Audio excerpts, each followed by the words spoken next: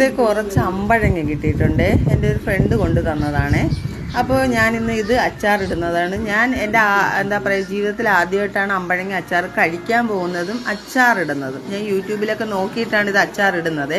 അപ്പം ഞാൻ കുറച്ച് വെള്ളം ചൂടാക്കാൻ വെച്ചിട്ടുണ്ടായിരുന്നു. അതിൽ കുറച്ച് ഉപ്പിട്ട് ഒന്ന് ചൂടായി വന്നപ്പോൾ അത് ഓഫ് ചെയ്തതിന് ശേഷം ഞാൻ ഈ അമ്പഴങ്ങ ഇതിൽ തട്ടി അതിൻ്റെ നിറം ഒന്ന് മാറി വന്നപ്പോൾ അതിനെ വെള്ളം വാലാൻ വെച്ച് ഒരു ചട്ടി അടുപ്പത്തേക്ക് വെച്ചു. അതിൽ നല്ലെണ്ണയാണ് ചേർത്ത് കൊടുത്തിട്ടുള്ളത്. നല്ലെണ്ണ ചൂടായപ്പോൾ കടുക്, കറിവേപ്പില എന്നിവ ഇട്ടതിന് ശേഷം ഞാൻ ചെറുതായിട്ട് അരിഞ്ഞു വെച്ചിരിക്കുന്ന ഇഞ്ചി, വെളുത്തുള്ളി നീളത്തിന് അരിഞ്ഞതാണ് അത് ചേർത്ത് നന്നായിട്ടൊന്ന് മിക്സ് ചെയ്തതിന് ശേഷം കുറച്ച് മഞ്ഞൾപ്പൊടി, 2 ടേബിൾ സ്പൂൺ മുളക് പൊടി, ആവശ്യത്തിന് ഉലുവാപ്പൊടി, ഉപ്പ്, കായപ്പൊടി ഇത്രയിട്ട് ഇതിൻ്റെ പച്ചമണം മാറുന്നത് വരെ നന്നായിട്ടൊന്ന് വഴറ്റി കൊടുക്കണം.